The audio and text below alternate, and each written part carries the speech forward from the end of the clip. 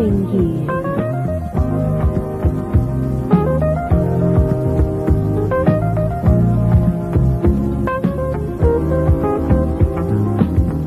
第四輯運動樂。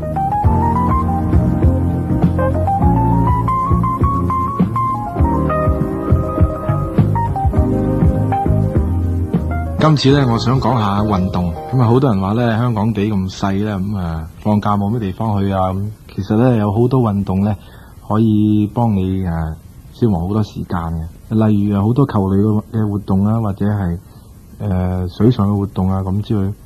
咁我自己咧都唔係玩咗好多，但係我想將我自己曾經玩過嘅嘢講出嚟同大家分享下。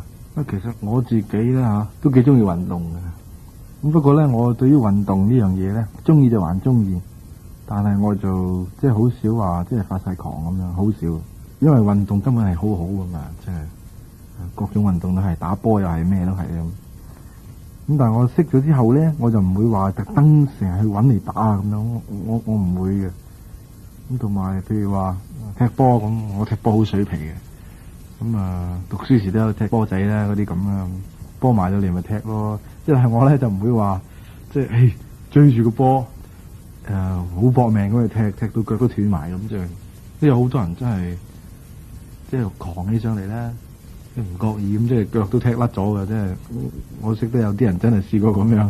即係可能我一路都係對於運動係咁樣嘅睇法啦。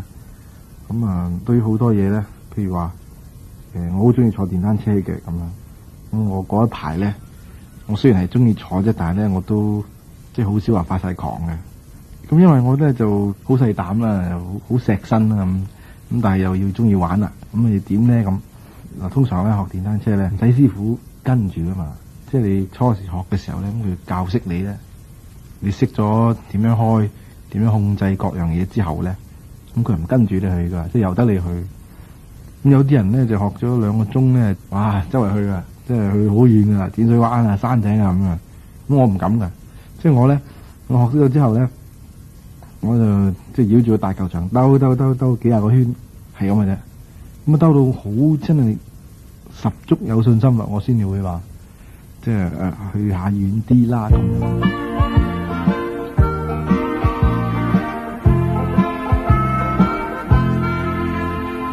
我點解會對於電單車有興趣咧？就係因為喺讀書嗰陣時咧，有一個先生，個鬼佬嚟嘅。咁佢咧就係標準電單車狂。咁佢好多架電單車嘅。咁佢日日翻學咧，就揸電單車翻學。咁泊定喺門口嘅。咁我日日都見到佢翻嚟，哇！好多個電單車都唔同嘅。咁搞落去啊，坐上去啊咁樣。如果你同佢一講起電單車咧，佢就即係眉飛色舞啊！咁所以咧，我哋經過又搞佢嘅車，咁佢以為我哋好有興趣，咁講好多嘢俾我哋聽啊！咁講下就好啦，你試下啦咁就即係學上咗。我記得咧喺市面上咧你電單車咧多數都係好老土咁樣啊，即係好古老、好笨咁樣啊。但係佢咧揸種車咧就係同普通嘅車唔同啊。咁佢話嗰啲叫爬山車咁嗰時我根本就唔知乜嘢咩爬山咩唔知嘅嗰時。咁佢話嗰啲係爬山車，我哋覺得幾好睇啊，即係靚過而家嗰啲車嘅喎咁樣。咁於是就都係第時學到咧都係要揸呢種啦咁。咁咧就跟住咧就學完之後跟佢去玩啦。佢就係屬於一個嗰啲賽車會嘅。咁佢即係幾大都即係拉晒我哋入會啦，咁我哋就即係你根本係可以話即係捉咗上橋啦。咁跟住嗰班鬼佬去玩咁唔識玩啊，唔得，即係睇見人哋玩，自己又想試下。人哋咧揸住個車，見大石又爬過去，見大樹又可以跳過，爛泥凼佢又唔怕，落條河仔佢又照過。但我哋咧一去到就企得住噶啦，你根本就做唔到嘅。可能自己即係因為係細膽啦。咁我就以為咧唔係好多人中意玩啲咁嘅嘢啫，因為咧譬如落個泥凼落完翻上嚟咧，個車就污糟到咧不得了啊！咁個車污糟咗啊，唔緊要啦，你個身一身都係泥嘅。咁嗰啲泥咧，你唔係即刻洗得甩噶嘛？你玩完一日，翻到屋企攰到死啊！咁咧就整到咧好似泥鴨咁樣，咁啊唔係幾舒服噶。咁所以即係有些少鏡住咁樣。咁我記得我初時玩嘅時候咧，識得好少嗰啲人咧，咁整下咧越整越多人。我諗我開始玩嘅時候咧，都仲係比較少啲人玩。咁啊，雖然我玩咗即係都叫做玩咗好耐，不過我真係好水皮。咁啊，漸漸咧有一班中國人出現啦。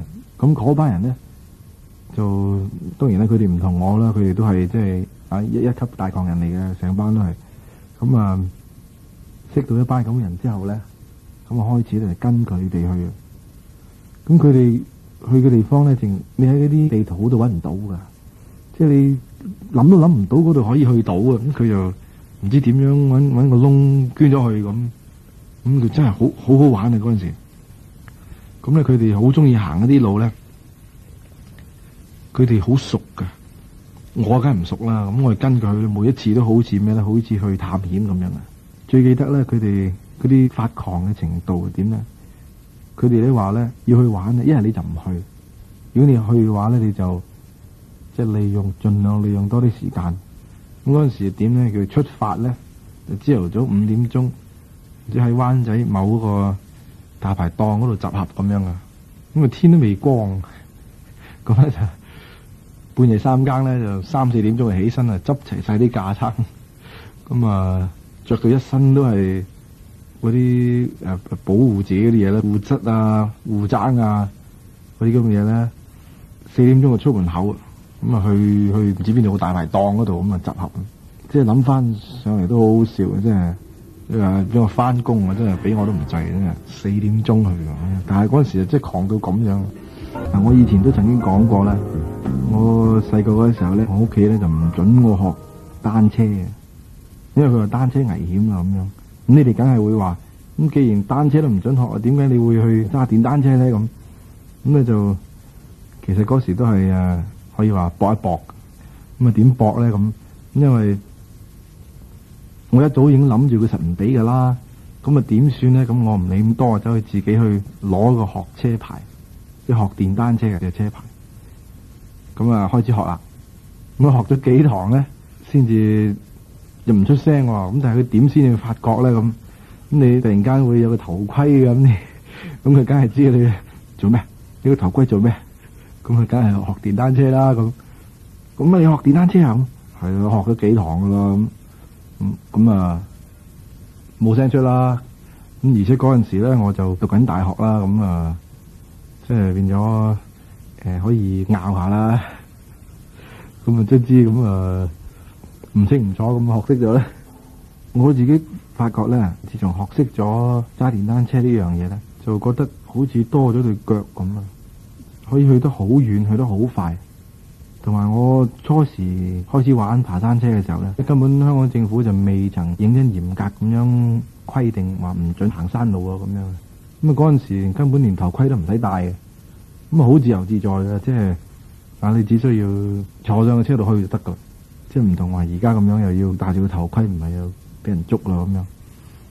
咁我哋知道咧，嗰陣時有好多嗰啲山路咧，譬如即係水塘側邊啲路啊，同埋有啲農林處啲路啊，嗰啲路咧其實就唔准駛入嘅，但係我哋咧就靜靜雞啦，即係睺冇人見啊，咁啊走入去啊咁。咁啊發覺嗰啲路咧可以去到好多地方咧，根本你諗都諗唔到去得到嘅。咁而如果你係落地行咧，你可能要行好耐。但係如果你坐電單車咧，哇好快脆，你可以即係喺條你根本未去過嘅路，由香港呢頭兜到去嗰頭。你見到好多嘢，你根本諗都諗唔到會見到嘅。咁啊，不過有一樣嘢好好笑嘅就係咧，因為譬如你嗰去一日咧，喺個山啊去到半路咧，你即係耐唔耐你就要行埋山邊。玩咗好幾年之後咧，咁我就卒之都而家冇再玩啦。咁你實會話，你既然嗰時咁辛苦即係又呃又氹咁先至即係學得到呢樣嘢，咁點解你而家會唔玩嘅咧？咁我原本咧其實都唔想放棄玩嘅，但係有一樣嘢我冇法子唔放棄啦。咁啊情形就係咁樣嘅，就因為咧，我就識咗我而家嘅太太啦。咁咧，佢其實都冇咩話認真反對我坐電單車嘅，雖然話係危險啲咁，但係咧，佢媽咪咧就話嗱，你唔好坐啦，你坐我唔俾個女嫁你噶咁樣，咁咪冇辦法啦。所以而家咧我都冇揸好耐啦，直到最近有一次有個機會，咁我先至喺一個電視節目裏邊咧就可以摸得到一架電單車。其實嗰次我都幾驚下噶，因為我隔咗好多年冇坐啦。咁我以前一路雖然都係坐開嗰種電單車，但係嗰啲電單車一路有進步啦，咁性能又好啦。咁我驚我自己搞唔掂，咁所以嗰次呢，就向嗰個代理咧借咗車之後咧，咁就要喺個現場嗰度試啊，總共試咗2次啊。有一次呢，就咁樣整，即係一條木嘅樓梯級咁啦。我話俾你聽，我話我嗰陣時咧就好容易爬上去噶啦，得噶啦。咁但係佢哋話唔好啦，你都係試試啦。咁其實唔知係即係佢哋驚我搞唔掂啊，定話點樣？咁點解知嗰次去試咧，真係搞唔掂，淨跌咗落嚟。好在冇乜事。咁佢哋又開始即係有少少懷疑啦，我自己都懷疑自己冇乜信心。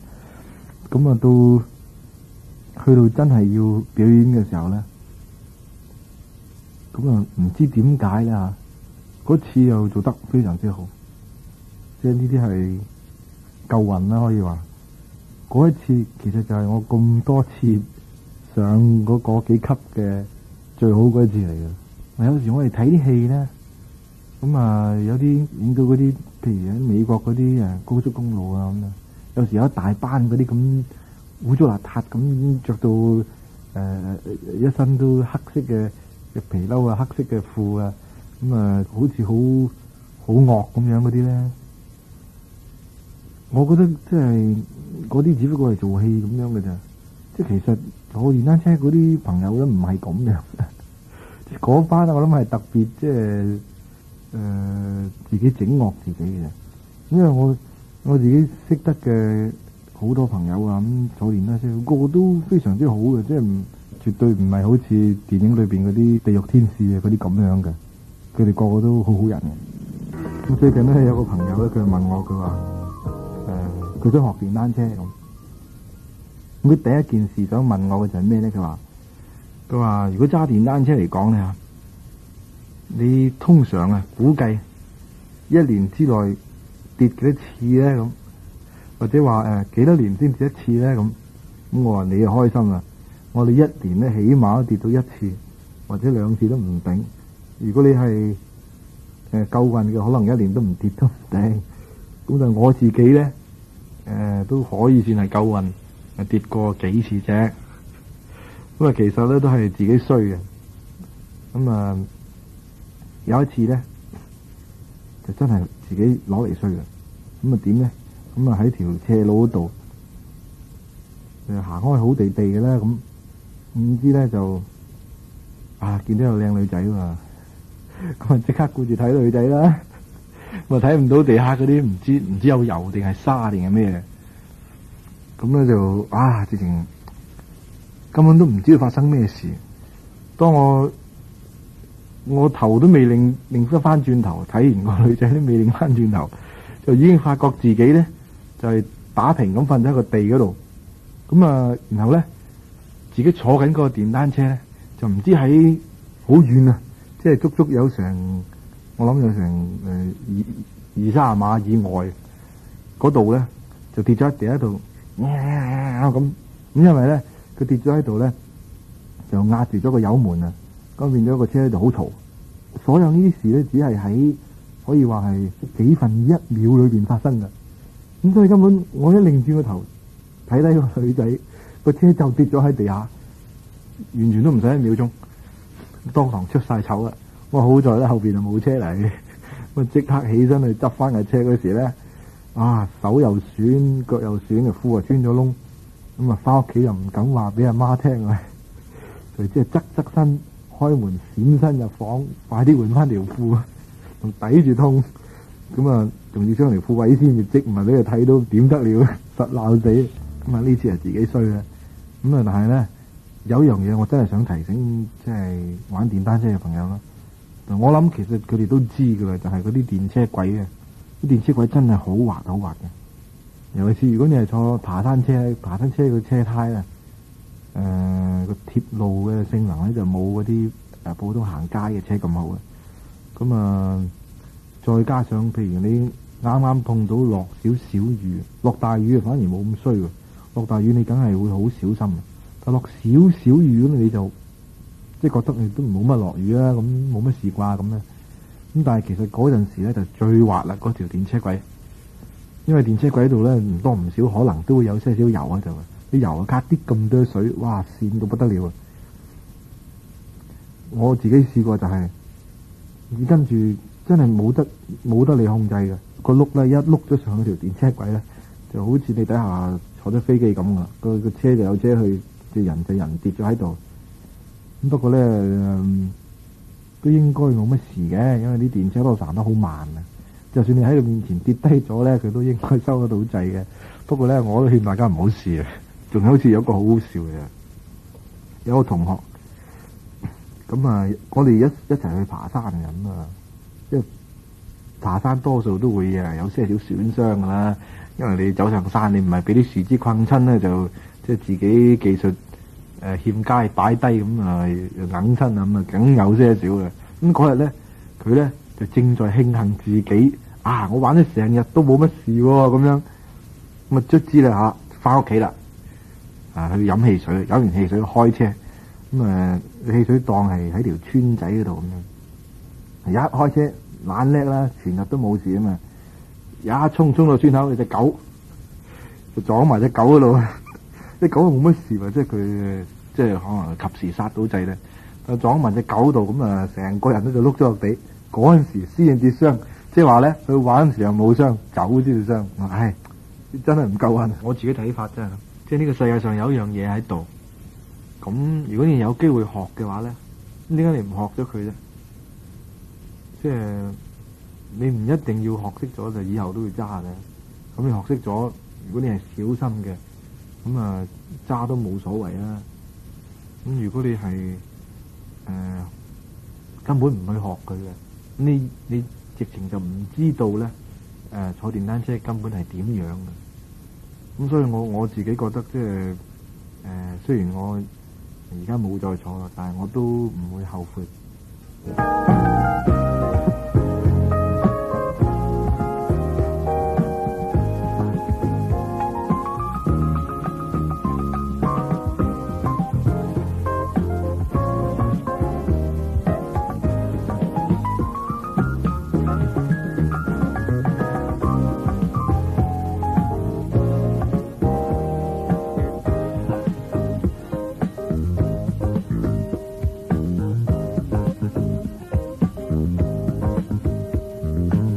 星期六中午12點，關正傑再同你暢談關正傑。